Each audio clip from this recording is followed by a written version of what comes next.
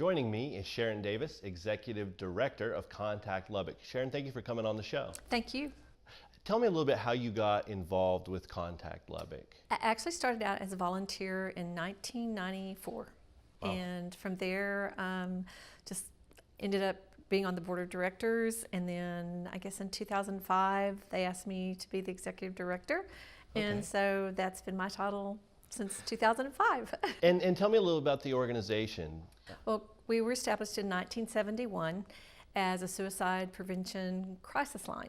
And that meant that if you were in a crisis, you could call our line and we would talk to you for over how long it took to get you out of that crisis, to make you feel safe, to make you feel okay. And as we've gone through the years, we've added more programs. We have an anti-bullying program that we take into the schools, and it's about teaching the kids life skills. And then we have our To Save a Life program, which is actually teaches kids how to recognize the signals of suicide and to know what to do if they recognize those signals. It's an amazing program. The schools that we do get to go into, it changes everything. It changes the atmosphere because it makes it okay for the students to talk out loud about the things they're already talking about. And it makes it okay to ask for help. And so it's an amazing program, and it's a 40-minute program. We do it classroom by classroom, but the schools that we go into, they see a marked difference. What drew you to volunteer in the first place? A friend died by suicide. Yeah, it's a personal issue, and I think that a lot of times it's something people are a little hesitant to talk about, but I imagine that talking about it and being able to discuss it with your friends, with family, is probably a very something that Contact Lubbock encourages. Well, it's so simple. Suicide is the #1 preventable death in the world, yet we lose 1 million people worldwide to suicide each year. In the United States, it's between about 44 to 47,000 people, if not more, because all suicides don't get reported as suicides. I'm sure you've read, suicide is the second leading cause of death for students 10 to 24. And unfortunately, we're seeing a huge rise in suicides in very young children, 5 years of age and up. And so, again, suicide is the #1 preventable death if we just know what to do, if we just talk about it. Honest, open communication is the key. If we can talk about it, if we can learn how to listen, we can change everything. You've been involved for a very long time. How has technology changed? I know now there's a text service. What has Contact Lubbock done to utilize new technologies to help in, communicating and talking about suicide? It is a national text line number, and so we do promote that because we can text if somebody wants to, but it's just better to have that voice. And so texting, as you all know, is very popular. And when I go into a classroom, I ask the students, what do you prefer? Do you prefer texting or do you prefer talking? Every hand goes up, texting. And so the text line number, it's an amazing program. It's only been, I think, about 5 years now, but they do a wonderful job. And as I said, it's nationwide. Anyone can text. It's 741-741. All you have to do is text hello, help, whatever you want to say, and someone's going to be there. So overall, most crisis lines will accept text, but the national text line number has really, they key in on certain words, on hesitations, things like that we don't have. So it's wonderful. But yet some people do want to call and talk, and that's where we come in. And people ask me, how long is a crisis call? A crisis call can be 5 minutes, it can be 2 hours, it can be 10 hours. My longest one was 24 hours because we are not going to let that person go until we know they're safe. And in that case, we were waiting for her grandparents to arrive so that she would not be alone. So we're going to do whatever we can to make that person be okay. How does Texas differ from the nation as far as numbers go? Is there a difference there between Texas and the rest of the country? Unfortunately, the last couple of years have shown an increase in students in Texas attempting and completing suicide. And you see a lot of states with that. If you look at the overall figures, Texas does have a higher one, but also Utah, Arizona, California, all of those states have very high rates of suicide. Is there any data or research that goes into why that is, or is it just It's pretty new because the numbers have risen just in the last really 18 months. And so I don't think they've pinned it yet, but mainly it's just that people don't know what to do when they have those feelings and when they have those thoughts of suicide. And what we have to teach is this, that just because you have the thoughts of suicide doesn't mean you want to die. You know, it's the talking through it, it's the working out. What we do when I'm in a classroom, I tell the kids it's okay not to be okay. None of us are okay all the time. It's impossible to be okay all the time. But when you're off balance or when you don't feel like you're okay for a week or two, then you have to ask for help. You have to start talking about it, because talking about it, again, honest, open communication is the key. It changes everything. It helps us see things more clearly. It gives us more options. It just paints that broader picture, because when we're so tense and when we're so unhappy, sometimes we can't see past our nose. And when we start talking about it, it opens up everything. And there's, in American culture, and it probably flows throughout the world, but there's, I think, post-World War II, the idea of keeping up with the Joneses, right? We're supposed to live our lives a certain way, and we want to put on this sort of veneer of everything is okay. How do you go about breaking that down and getting people to be vulnerable and open?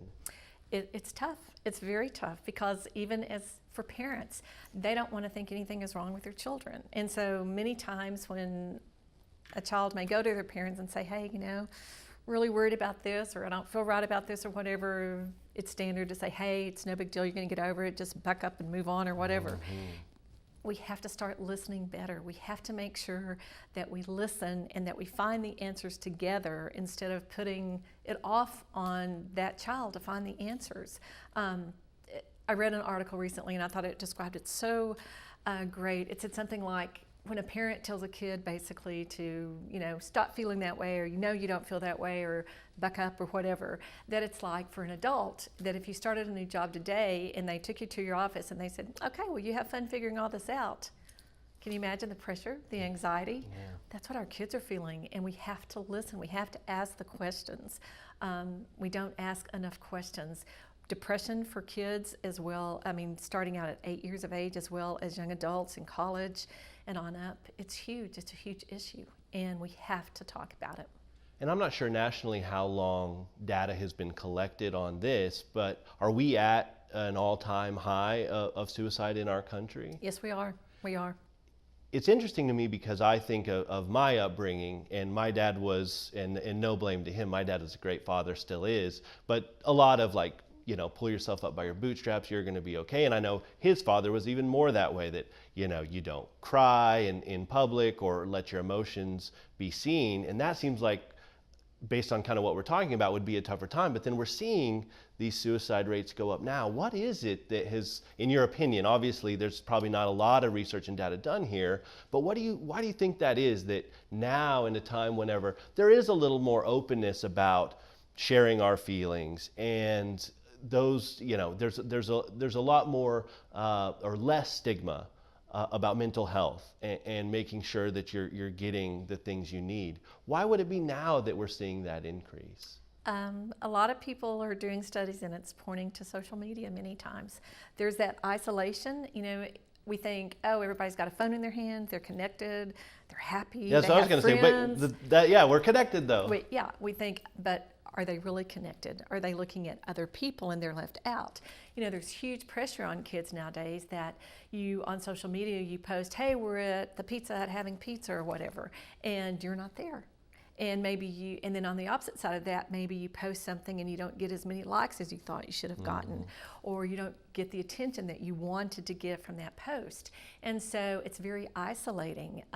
So it's, while we think people are connected, who are they connecting to? It's that eye to eye, it's that touch on the arm that makes a huge difference, to let people know that someone cares.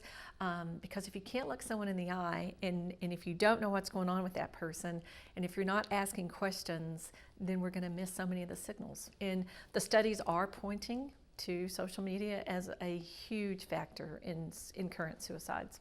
And part of that, I would imagine too, I'm on social media, and I don't post the bad days. I don't post when I need help or whenever I've made a giant mistake. It's most social media, a lot of times what we put out there is not what we feel inside. Is that something? Very good point. Very good point. And okay, so most of us don't, but let's take a student that's in school, goes home at 2 or 3 in the afternoon, and they've had a really bad day. Maybe they were bullied. Maybe they were even cyberbullied at school. And so they go home and they say, I had a really bad day at school, someone doesn't like me or no one likes me or whatever. The problem with social media nowadays is that so many people can respond to that in a negative manner, and so many of it can be people that you're never going to meet. They can be worldwide, and you're never going to meet those people. You don't know who they are, but all of a sudden you start getting messages, well, you know why? You're a loser. You need to kill yourself. You need to do whatever. Because so many parents that have lost their children to suicide never knew what was on their social media until they started looking at everything, and they find all these posts from people that their children didn't even know. And so it's things like that that we have to teach our children. We have to show them enough love to know that they are loved so deeply and so much, and that no matter what the outside world is saying or doing, they're safe. They're safe at home with us, and that they can talk to us, that we'll listen, things like that. It's that communication. It's that, and children like boundaries. Every child needs to know that there are boundaries, that there are things they can do and cannot do. And again, it's going back to that example that I gave you earlier about going to work and saying, hey, this is your new job and good luck figuring out what it is. Our children need that leadership from their parents. They need to know that this is what's expected, this is why it's expected, and if you don't, you're accountable, and why you're accountable. It changes everything, and you probably grew up much that way. You were accountable. You knew what you could do, you knew what you couldn't do, you knew that if you did it, what was going to happen. And so it was choices, but so many kids nowadays don't understand that because the leadership from parents isn't there. I understand that I have a 17-year-old, an about to be 14-year-old, and a 12-year-old, and it's a roller coaster. All different world. Yes, it's a whole different world. And my son recently told me, it's interesting, I never thought I'd hear this from him. He told me, I wish you would have given me more rules whenever I was younger. And I had him when I was 18. So I was a kid myself. So it was tough for that. But it was interesting to hear that perspective from him. So I see that kids do sort of crave, even in the moment when you're grounding them or telling them they can't do something, they might not like it. Exactly, but they're going to appreciate it later. And a lot of times it's a good way out for them if they have boundaries and they have certain things they're allowed to do or not do, or go places that they can't go here but they can go there, things like that. It's easy to blame it on your parents. Parents won't let me do that, instead of taking that responsibility. But parents need to make sure that their kids get that emotional connection that, yes, there are boundaries because I love you and I'm going to keep you safe. That's why we have boundaries. And it makes a huge difference. They did a study, I always find this humorous, that they had to do a study to figure out that if parents have dinner with their children at least 4 times a week, they are less likely to be bullied. They are more likely to have good grades. They will be stronger. They will be less likely to have depression just by having dinner with your kids 4 nights a week. I had dinner with my parents every night because that's what we did. But I never had an option. It was like, you will be here, we will have dinner. But now I look back and I'm like, how blessed was I? And I imagine that's dinner around the dinner table, not in front of the TV. Exactly, not with the cell phone in hand. And that's, one thing, we have parents that call our crisis line that are like, can't communicate with my children, da-da-da-da-da. And so we start asking questions, and many times it's because they always have some device in their hand and they don't listen. They don't put it down. They don't look their children in the eye. They don't stop. They don't listen. We are always wanting to fix the problem. But for a parent, the most important thing they can do is listen, work through those issues together. Don't try and fix it. Work through it together. And in today's society, you usually have dual parents working full-time. There's statistics that show that people are working more hours now than ever in the past, and so there's just sort of a disconnect. And so a lot of times it's nice to come home and unwind, and letting screens kind of raise our kids for us seems like an easy way out. Yeah, which is the worst way out for your kids and for yourself too. I gave a presentation at it was this big convention a couple of years ago, and we had breakout sessions, and we had parents that would come in and talking about cell phones, and was it snooping to look on those cell phones? And I'm like, no, I think it's protection. What do y'all think? And it was about 50-50. Some felt it was snooping, others felt like, no, my child, I'm going to protect them. And then we had this one lady that spoke up, and she said, we had this rule in my house at 8 o'clock, put our phones in the kitchen, and we plug them in, and we don't touch our phones until the next morning at 7. And she goes, but I found out my kids were sneaking in the kitchen after I went to bed. Sneaking in the middle of the night, seeing if they got any Facebook and so likes. she said, so I moved them to my bedroom. And she said, I woke up at 2 o'clock in the morning. My daughter was in my drawer looking for her phone. So she said, I got a lockbox. Now they're in the lockbox, and I have the key. And she said, and I'm proud of it. She said, because I feel like I'm protecting my kids. And she said they need their sleep, which is very true. Even as a high school student, it's estimated a child needs 8 to 10 hours of sleep. And we think if they get 6, hey, that's pretty good. But I mean, it's all those things that we really have to look at differently to protect our children. And I think it's tough as parents sometimes to build those boundaries up, especially whenever we've sort of I know with my 2 youngest, they've grown up where that's just a part of everyday life. And so building those boundaries is difficult. And I went through that because at first it was just like, it's nice for them to have something else and maybe not ask me a million questions. And it's easy to kind of let that happen. And so there was sort of a coming to Jesus, if you will, meeting where it was, we have to do something about this. It's getting where all of us, not just them. Because I think parents are very distracted too. You go anywhere in public and you see everyone. It doesn't discriminate as far as age goes. Everyone's looking at a screen. Exactly.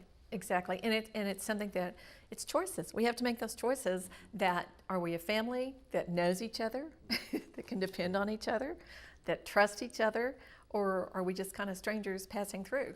And so it's hard. It's very difficult. But when parents, there's a school in Colorado, and the school, I think it's the most coolest thing ever, is that these students have decided to take 1 month off from social media and their phones. They don't look at their phones. They turn their phones off for 1 month. They did it last year. They're doing it again this year because they said it was like this release of pressure.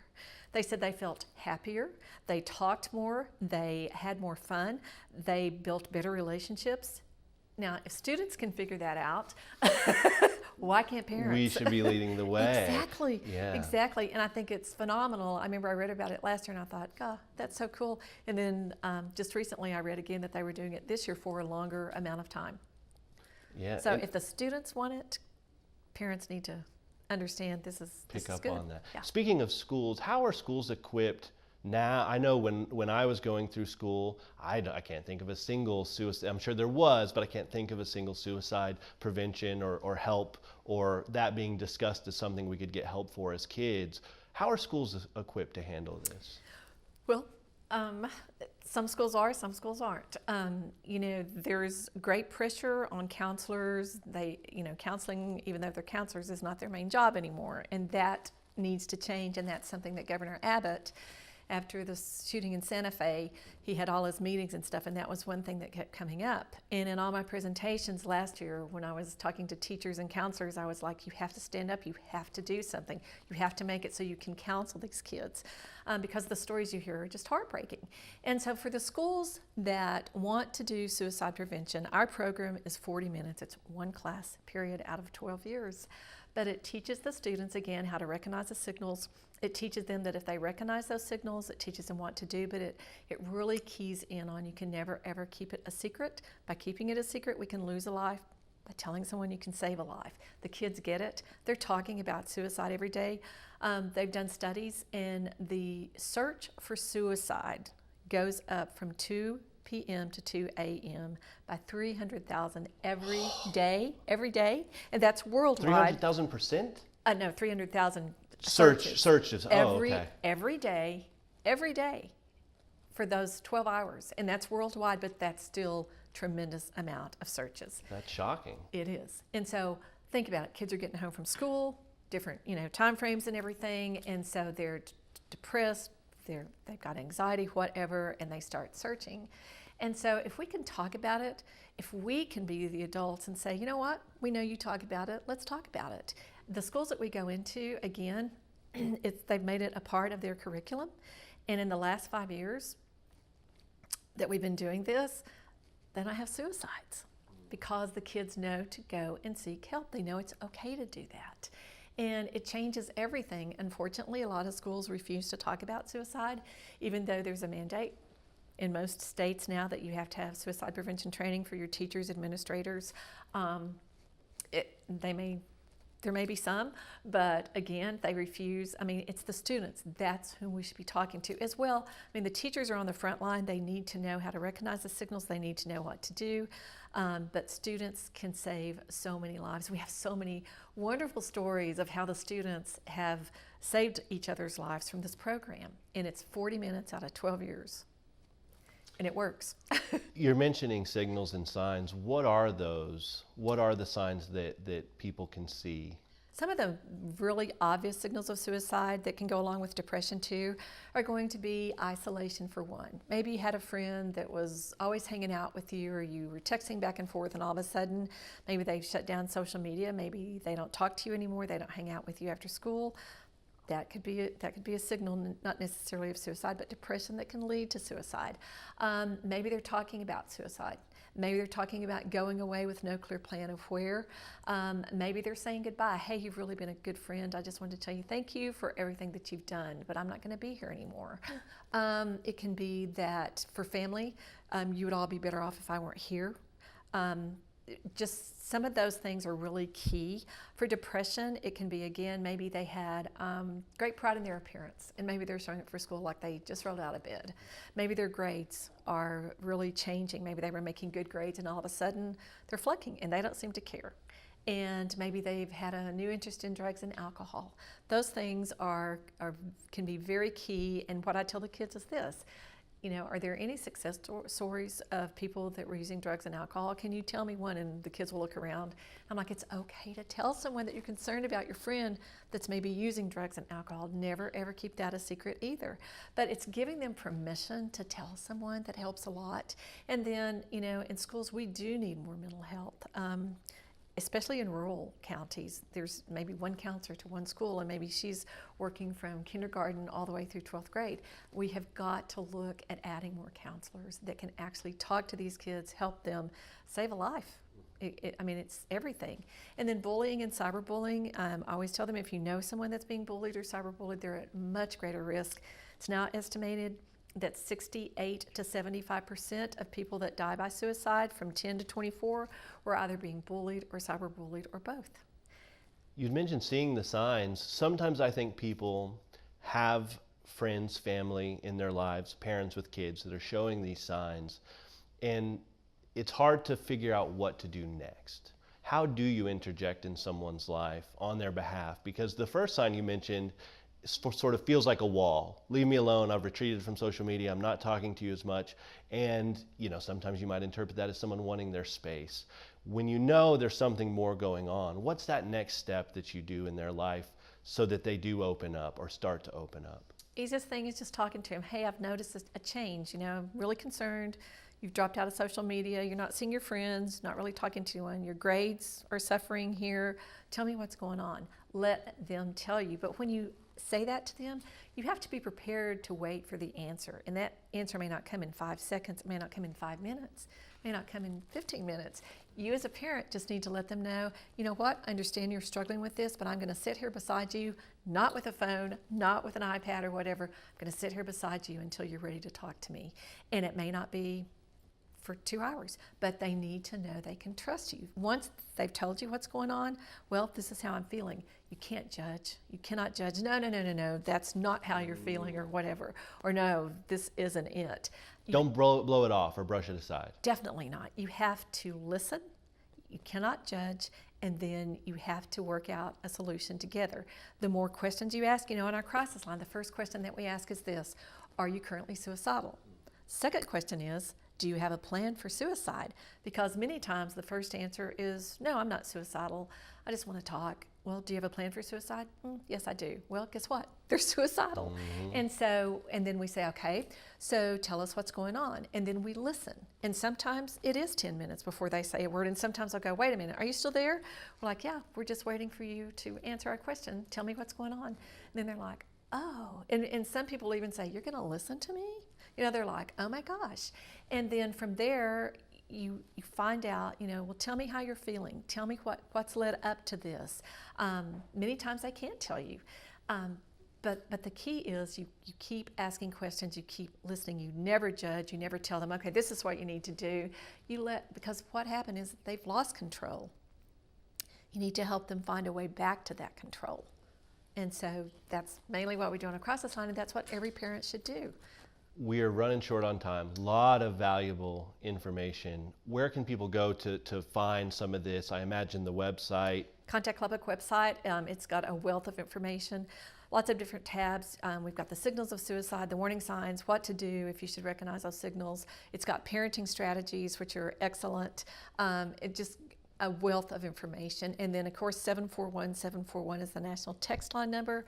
763-8535 is our. I just went blank. No, that's okay. We can put those numbers yes, up. We I'll can give put those numbers up on the screen. Is our crisis line number, and so it's just there is somewhere someone's going to listen to you 24 hours a day. There's a national talk line number. You can call it. There are a wealth of resources in the United States. Wonderful. Thank you for coming Thank you. and speaking about such an important issue for our community. Thanks. For more from the sit down, go to kttz.org.